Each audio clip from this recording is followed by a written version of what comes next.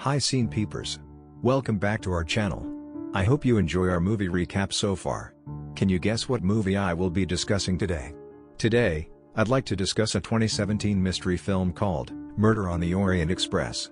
The movie is an adaptation of a 1934 novel of the same name written by one of the most popular mystery writers, Agatha Christie.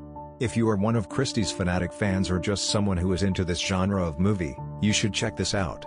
Who knows that you're probably gonna be smarter than Poirot. You might want to make a wild guess about who is the murderer while watching this movie. Spoilers ahead. Take care and enjoy. The story evolves on Hercule Poirot. At the beginning of the movie, we can see that Hercule Poirot is a detail-oriented and perfectionist person. While staying in one of the hotels in Jerusalem, he is shown asking for a perfect boiled egg from the room service. Although he doesn't eat those eggs in the end, Poirot takes his time to measure the egg size. He then goes to the Wailing Wall to solve a mysterious priceless relic theft case that involves a rabbi, a priest, and an imam. Three of those religious representatives are said to have been discussing together in the Holy Church, when the relic was stolen, while police were watching them. People are sure that one of them is the thief. However, Poirot said that all of them are probably not guilty, because the thief is someone who is wearing a hard-soled shoe, considering the tiny crack he found in the relic. None of those three people are wearing hard-soled shoes. The thief is the police inspector and they found the relic in his office. Later, people run after the police and arrest him. After solving this theft case, Poirot boards a boat that takes him to Istanbul. In the boat, he shares a brief talk with Mary Debenham, who is an English governess. Debenham was surprised that Poirot learned a lot of things about her just by peeking at some things in her bag. Somehow, she looks anxious about something. Arriving in Istanbul, Poirot met his two friends, Mohammed, the chef, and Book in a restaurant. Book said that he is going to go back to London on the Orient Express train. While talking with Book, Poirot is approached by a representative from the British consulate, who hands him a telegram about the Kastner case. He has no choice but to go back to London as soon as possible. Even though the train is fully booked, Poirot can acquire a second-class berth, thanks to the help of his friend, Book, who is the travel director. Poirot is ready to get back to London by that train. On that train, Ratchett, who is an American businessman, receives a death threat. He tries to figure out who did that to him but can't find the answer. The next morning, the train looks so busy. Nothing seems strange. All passengers look like they are enjoying their meal and conversation as the train continues its journey. As the dining carriage is nearly empty, Ratchett recognizes Poirot and requests his help in protecting him from assassination attempts. However, after getting repulsed by Ratchett, Poirot rejects that offer. That night, the weather wasn't really good. Poirot can sleep peacefully and keeps getting disturbed by other passengers. He also notices several unusual happenings. A yell from Ratchett's chamber next door once wakes him up.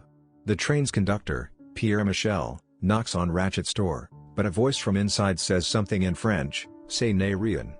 Jamie sus trompe," which means, "It's nothing. I was mistaken." Poirot also notices a woman in a red kimono running to the restroom before going back to his compartment and falling asleep. Thunder keeps rumbling and causing snowy mountain landslides. The train gets into a small incident, stuck by the snow, and isn't able to move for temporary. The snowstorm doesn't look like it will stop soon. The next morning, all passengers seemed anxious since their journey was delayed for hours. However, they share a brief moment and have a small talk while waiting for the engine to start operating again.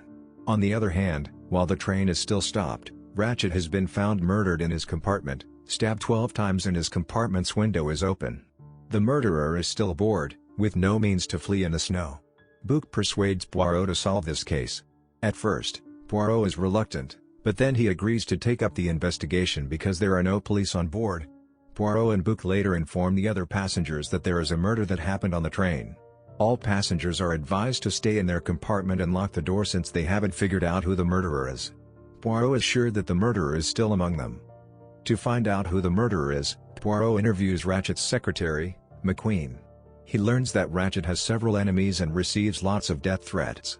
He also interviewed Mrs. Hubbard, who is an American widow, Mr. Masterman, who is Ratchett's valet, Mr. Hardman, who is a professor, Mr. Marquez, who is a Cuban car salesman, Ms. Estravados, who is a Spanish missionary, Ms. Debenham, and even Princess Dragomirov. Poirot is collecting information. While talking to Princess Dragomirov, it is revealed by Poirot that Ratchett's real name is Cassetti. Cassetti kidnapped Daisy Armstrong, and killed her within an hour after collecting a large ransom from the affluent Armstrong family. Princess Dragomirov is very close with the Armstrongs, and Poirot thinks she has a strong motive to murder Ratchett. While talking to the German maid, Hildegard Schmidt, Poirot got new information that there was someone who was disguised as a conductor, since Schmidt doesn't see Michelle, who was supposed to be on duty that night. He suddenly remembered the woman with the red kimono. Both Poirot and Bouc are looking for that red kimono. The murderer is mocking Poirot by hiding it in his suitcase. Poirot later finds the conductor uniform which was worn by the murderer and sniffs bourbon in its sleeves. They narrow the suspects to Mr. McQueen since he always drinks bourbon during the trip. At that time, McQueen is ready to escape, but he is chased and gets dragged back to the train. Poirot concludes that McQueen is the killer since he is worried that the latter finds out he has been stealing. McQueen defends himself, saying he has no motives to kill his cash cow. Dr. Arbuthnot also gives him an alibi. While interviewing Dr. Arbuthnot, Poirot also finds out that there is mismatched information from Mary.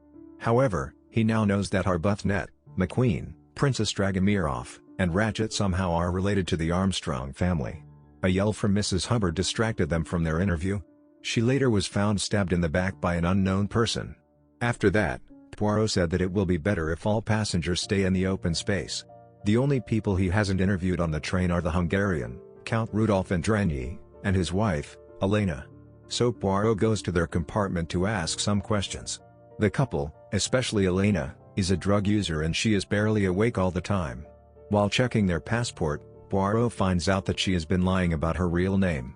Her name is Helena, not Elena, and she has a Jewish middle name that is related to Daisy's mom. The initial in the handkerchief found by Poirot in the crime place is H. Elena defends herself that she doesn't want to get involved in the case, and that's why she lies about her name. Poirot concludes that the couple must also be related to the Armstrong family. Poirot later also finds out that Professor Hardman is not a professor. All passengers are suspicious and Poirot feels frustrated not being able to find another clue to solve this case. The next day, all passengers are evacuated from the train to a cave. They don't want to take another risk for the incident that could probably happen. Poirot takes that chance to confront Mary. It turns out that she is the governess of Daisy Armstrong, and she lies that she's never been to America. Mary later said that Cassetti deserves to die after what he did to Daisy. Suddenly, Dr. Arbuthnot shot Poirot and asked Mary to leave. He told Poirot that he is the one who killed Cassetti. He later reveals that Daisy's dad, Colonel Armstrong, is his best friend. He wants to take revenge for what happened to Daisy by killing Cassetti. Both Poirot and Dr. Arbuthnot fell into a fight. Arbuthnot nearly choked Poirot to death if Bouc isn't coming on time to save Poirot. While facing all the passengers in the cave, Poirot explains his theory. He talks to the suspects and discloses their true names, as well as the fact that they are all somehow linked to the Armstrong tragedy. Dr. Arbuthnot is a close friend of Daisy's dad, and Mary is her governess, who is almost like a mother to that little girl. Countess Andranyi is Helena, who is also Daisy's aunt, and who was only a kid when the tragedy occurred. She then somehow marries a powerful man and conceals her true identity successfully. Sonia's godmother, Princess Dragomirov, is the monogrammed handkerchief's owner. Schmidt was Armstrong's cook, and Ms. Estravados was Daisy's nurse, who always felt guilty for not being able to stop Cassetti from kidnapping her. Ratchett's valet, Masterman, was Daisy's dad's compatriots who became the family's valet after the war ended. Marquez was Armstrong's chauffeur. Hardman is an ex-policeman, a detective who was once assigned to solve Armstrong's case. He admits he was in love with Suzanne, the family maid who was convicted for the incident. Hardman becomes more attached to the case. The train conductor, Michel, who is also Suzanne's brother, wants to clear his sister's name after being accused of a crime she didn't commit. It turns out that Hubbard is the famous actress Linda Arden, who is Daisy's grandmother, and also Sonia and Helena's mother. They all thought Cassetti wasn't punished fairly, so they killed him together. Linda Arden later admits that she recruited all of them. The murder has been planned for long ago. They all got a chance to stab Ratchett, and help each other to create an alibi. Arden also manipulated the death time in the crime scene, opening the window, so it looks like the murderer has escaped. Arden says she is willing to take the crime with her as long as Poirot lets the others free. She is the mastermind of this murder case. She only wants revenge over what has happened to her granddaughter. Poirot said even if he wanted to find justice, he couldn't decide. He later offered a gun to them so that they could kill him. Arden takes the gun and wants to shoot herself, only to find out the gun is empty. She later broke into tears. At the end of the movie, We can see the engine is now operating again, and the train continues its journey. The atmosphere in the train is tense as the truth has been revealed. Poirot said that he has given his conclusion to the police, presenting the lone killer theory, and allowing those passengers to leave on the train. In the end, he decided to listen to his heart, and live in an imbalance for the first time. After declaring the case as solved, he leaves the train and receives a new murder case. What do you think about the movie? Leave your comments below. Kindly subscribe to this channel for more similar videos. Please like and turn on notifications to help this channel. Thanks for watching and see you in the next video.